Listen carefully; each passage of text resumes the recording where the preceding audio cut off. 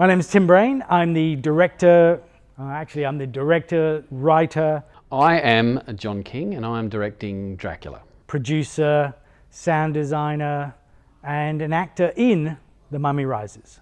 My name is Scott McArdle and I'm the writer and director of Frankenstein, the production manager of the Gothics, and the lighting designer of the Gothics. The Gothics are a set of 3 classic Gothic literary tales being put onto stage by 4 different companies. The Gothics came out of a project that we thought about running a few years ago, where we wanted to run a night where we would put a show on that would scare people. We wanted to do a variety of shows that proved we could still scare in a live capacity, and that horror still worked as it used to work before CGI. Can we produce horror theatre where the audience will feel possibly scared, but at least a little uneasy, a little unnerved by what's going on stage? That didn't come about for various reasons, but it kind of stayed in our background, stayed in the head for a while. And then we thought, well, okay, why don't we take a classic and use that as a way of trying to scare people? And then it kind of evolved into 3 classics, and that's where the Gothics came from. All with a different feel, but mine is still very traditional Gothic element. Stage theatre, dark, with an ominous sort of feel to it, sort of Victorian-esque sort of characters and performers, and the feel of the set, and even the dialogue. And the dialogue, because it's from 1927 as well, it does fit in along those lines. Frankenstein is bloody. It is at times gory.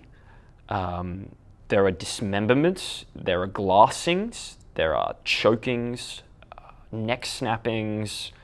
Some really brutal events occur. When I wrote The Mummy Rises, I actually wanted to harken back to the good old days of, Saturday matinee movies, that kind of thing, where, more in the tradition of maybe Hammer horror, where the monster is a monster. So to that point, there's not a lot of psychological, there's a little bit, but not a lot of psychological torment in my mummy. He's basically a monster that wants to kill people. It's disturbing. It's psychologically disturbing, but that's the story of a man who decides he's smarter than a god, who decides to make an ubermensch out of dead men.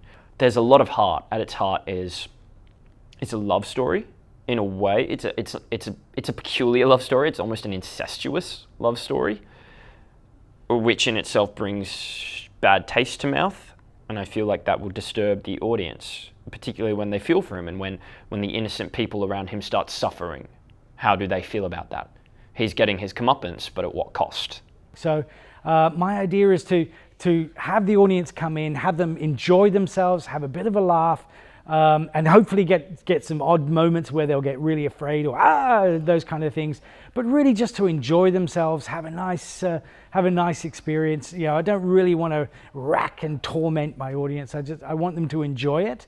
There is an intent to make them scary or to make them upsetting to a degree, but also to tell classic kind of Gothic storylines.